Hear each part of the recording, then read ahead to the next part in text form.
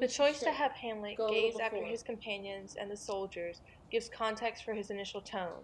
Soft, questioning, almost disbelieving. How all occasions do inform against me, and spare my dull revenge. What is a man if his chief good Looking straight and at the market camera of his reflects time two things: be but Hamlet to sleep speaking to and his own feed, reflection, a and Hamlet beast, speaking to the theater no more. audience.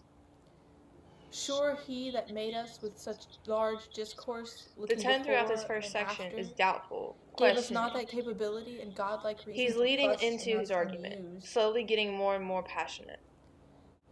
Now whether it be bestial oblivion, or some craven Gazing off scruple of thinking into too the distance precisely on is the meant to ignorant, emphasize Hamlet's a thought which thoughtfulness, quartered even as he hath condemns but that one part thoughtfulness. wisdom, and ever 3 parts coward. I do not know, since I have cause and The will punctuation and gestures here should convey growing passion, and means, and the sword serves as something to direct that passion towards and embody it. Examples as gross as earth. Standing up and turning around serve to punctuate the shift to an emotional outpouring of logical connection to Fortinbras.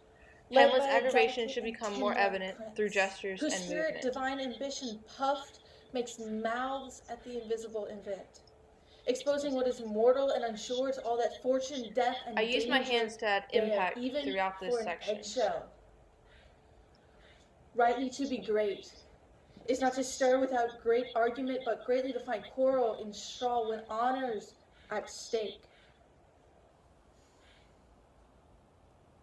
Pausing and bowing my head portray Hamlet gathering himself and his emotions for his final argument against his own hesitancy. That have a father killed and a mother stained, excitements of my reason in my blood, and let all sleep, while to my shame I the tone see is still aggravated here, but it's more controlled, more pained.